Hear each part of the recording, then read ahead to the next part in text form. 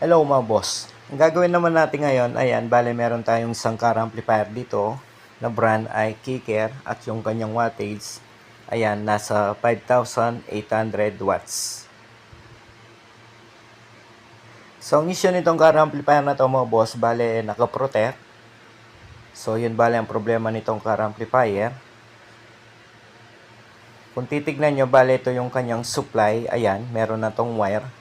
So, ito yung negative, ito naman yung positive, ayan. So, once na niload natin ng 12 volts tong car amplifier mga boss, matik umilaw yung kanyang ilaw para sa kanyang protection. Ayan, kung titignan nyo, meron tong dalawang ilaw. Yung isa para sa kanyang protection, yung isa naman kulay puti, power. So, itong car amplifier na to, bale nakaprotect dahil yun na nga may problema. So, yung normal na car amplifier, once na niload natin ng 12 volts, dapat ilaw lang yung power. So, ito mga boss, sumilaw kaagad yung kanyang protection. Ngayon, gagawin ko, susuplayin ko ng 12 volts tong car amplifier para makita nyo talaga ang problema. So, i-set up ko lang. Ayan mga boss, so pansinin nyo yung ilaw nitong car amplifier. Suplayin ko ng 12 volts. Ayan. Ayun, kung napansin nyo mga boss, sumilaw yung kulay red, kaso malabo lang hanggang sa umilaw yung kulay puti. Ayan, lumipat na sa kulay pula. So, nakita nyo, yun bale yung problema nitong amplifier, nakaprotect. Ngayon, bubuksan na natin yan. Pero bago yan, sa mga bago pa lang dito sa ating channel, huwag nyo naman sanang kalimutan mag-subscribe. At pag-ipindot na rin notification bell para sa susunod na upload na gagawin natin, ma-notify kayo. Ngayon mga boss, bubuksan na natin to para makita na natin ano yung posibleng sira dito sa car amplifier na to kung bakit naka-protect. So, buksan ko lang.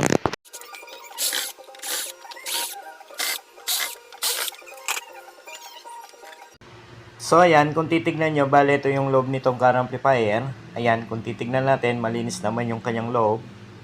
At kung titignan din natin, wala naman tayong nakikitang sunog or pumutok na parts. Ayan, malinis naman. So, sa mga beginners pala dyan, bale ito yung amplifier nitong car amplifier. Ayan. Bale, apat yung kanyang amplifier. 1, 2, 3, and 4. So, sa mga car amplifier, bale apat yung kanyang amplifier. Channel 1, 2, 3, and channel 4. Kung titignan natin dito, ayan, bale ito yung kanyang channel out. So, meron tong channel 1, channel 2, channel 3, and channel 4. Ngayon mga boss, aalamin natin dyan kung alin ba yung may problema dyan sa apat na yan. So, madali lang yan para malaman natin mga boss kung alin ba dyan yung may problema, kung bakit nakaprotect tong amplifier. So, para mahuli natin yung may problema dyan mga boss, gagamit tayo ng tester. So, madali lang yan. So, yung gagamitin natin tester, ayan, itong digital. So, isa-set lang natin yan sa buzzer. Ayan, set lang natin sa buzzer. Ayan mga boss. So, nakaset na yung ating tester sa buzzer. Ayan, kung naririnig nyo. Ngayon, sunod na gagawin natin once na naiset na natin yung ating tester sa buzzer. Ayan. So, magte-test point tayo dito sa mga transistor. Ayan, dito sa mga power transistor. Itap lang natin yung ating mga test probe sa paan nitong mga transistor. Isa-isa. So, dito sa una, ayan, papansinin nyo, hindi naman nagbabaser yung ating tester. Sa pangalawa, ayun. So, dito sa pangalawa, kung papansinin nyo, ayan, nagbabaser yung ating tester. Try natin reverse, ayan. So, sa reverse, ganun din, nagbabaser. So, dito sa channel 2, possible, dito yung problema kung bakit nakaprotect yung car amplifier na to. So, reverse forward, ayan, nagbabaser yung ating tester. So, possible, dito yung may problema. Ngayon, check din natin tong channel 3 and 4 para sigurado. So, dito sa channel 3, ayan, hindi naman nagbabaser yung ating tester. So, ibig sabihin, good yung kanyang channel 3 and 4. So, possible dito mga boss, dito yung problema. dito sa kanyang channel 2 amplifier. Ngayon, dahil meron tayong na kuwang continuity dyan or buzzer, so dyan tayo magbabaklas mga boss. So tatanggalin natin yung mga output na yan para ma-double check natin kung yan ba yung shorted or yung kanyang mga driver. So baklasin ko lang yan.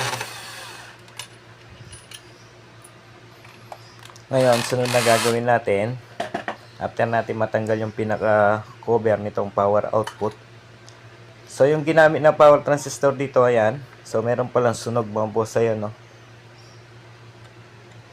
So talaga dito yung may problema dito sa kanyang channel 2.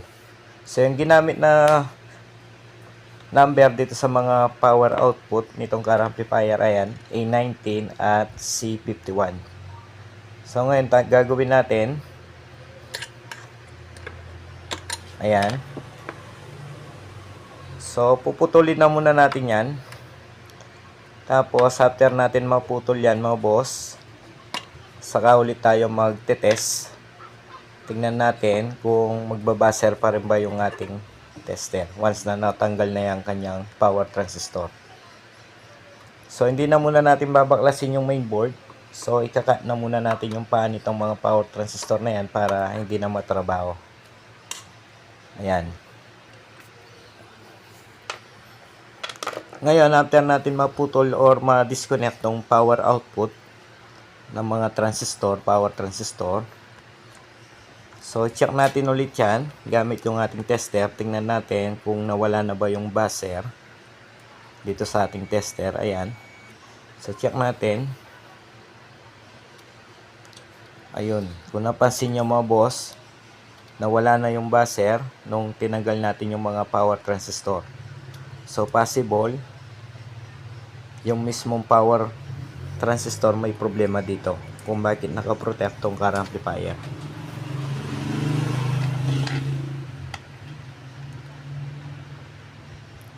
Ngayon mga boss, i-check natin tong mga power transistor na yan.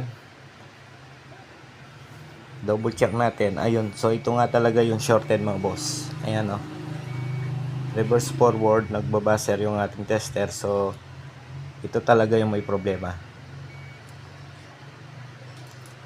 Ngayon, dahil yan yung may problema, so sunod na gagawin naman natin, punta tayo dito sa mainboard.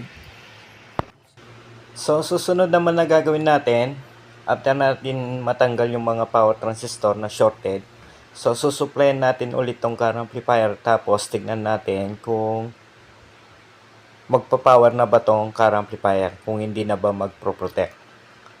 So yun ang titignan natin ngayon. Para madali na tayo mga boss, susupply na natin ng 12 volts tong car amplifier. So babase na lang tayo dito sa kanyang indicator kung hindi na ba ilaw yung kanyang kulay red na indicator para sa protection. Ayan mga boss, supplyan natin. So pansinin nyo yung indicator. Kanina kung napansin nyo, umilaw yung kulay red. Ngayon tignan natin. After natin matanggal yung power transistor na dalawa na shorted. Ayun. Kung papansinin nyo mga boss, ayan, no? So normal na, umilaw na yung kulay puti. So kulay puti yung ilaw nito, yung iba kasing car amplifier, kulay green yung kanyang power. So ito kulay puti. Ngayon mga boss, dahil normal na yung car amplifier, hindi na nag-protect. So ibig sabihin, ito lang yung may problema, yung kanyang mga power output transistor. Pero para sure ball, ayan, check natin yung kanyang bias bago tayo maglagay ng bagong transistor para sigurado. So tignan natin kung ilan ba yung biasing nito sa base emitter. So pansinin nyo mga boss, ayan, yung kanyang bias nasa 300 millivolts. Dito sa channel 1, tignan natin, ayan, 316, 315. So kung napansin nyo mga boss, yung nasukat natin na voltahe dito sa kanyang base emitter, ayan, nasa 0.3 lang. Halos hindi naman nakakalayo yung supply na nasukat natin dito sa channel 1, ganun din dito sa channel 2. So kapag ganyan, possible walang naging problema dito sa mga driver nitong kanyang channel 2 amplifier. So check din natin yung kanyang supply sa collector at base. Ayan, nasa 30 volts, 29.9. Dito sa channel 1, ganun din, 29.9. So goods na to mga boss. Kapag ganyan yung nasukat natin na biasing sa base emitter, ayan, nasa 0.3. So kapag ganyan mga boss, nakuha na natin yung tamang bias sa base emitter. So kapag ganyan, hindi na natin kailangan pang i-test isa-isa yung mga driver transistor dito sa kanyang channel 2. Kung titignan nyo, ito yung mga driver transistor dito sa channel 2. So hindi na natin kailangan pang isa-isa baklasin yan para lang i-test. So masasabi na natin good yan dahil nakuha natin yung exact bias na voltage dito sa kanyang channel 2. So ito lang talaga yung naging problema. Ngayon nanap lang akong pamalit na power transistor dyan sa dalawa na yan para may lagay na natin dito sa kanyang channel 2 amplifier. Ayan mga boss, so ito yung ilalagay natin ng mga power transistor, isang A1941 at isang C5198. Bale ito yung shorted. Ngayon mga boss, lagay na natin.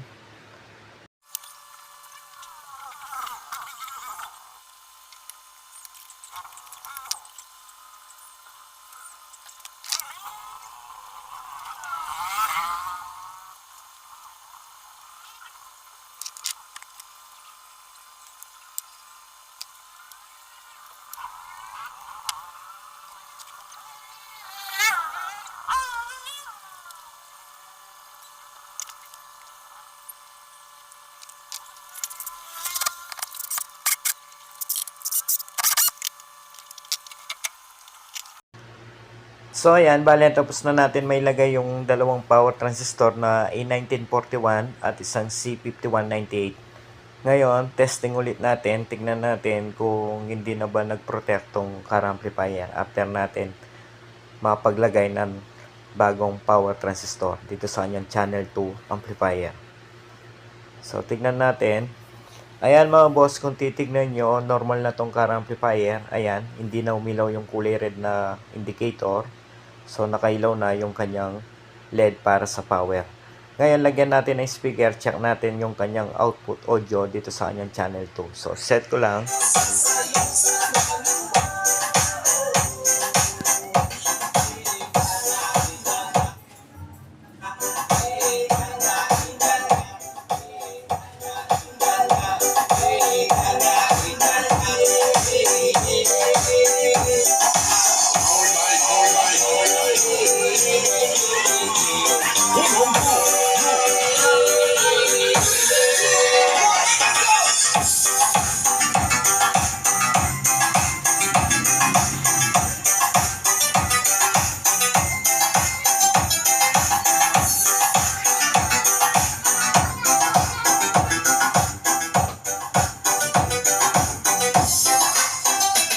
Yun mga boss, so okay na to. Sa mga beginners dyan, ganun lang kadaling mag-repair ng mga car amplifier na nakaprotect.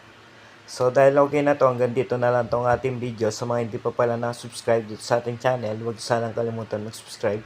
At pag-ipindot na rin notification bell para sa susunod na upload na gagawin natin, ma-notify kayo. Hanggang sa muli, maraming salamat mga boss.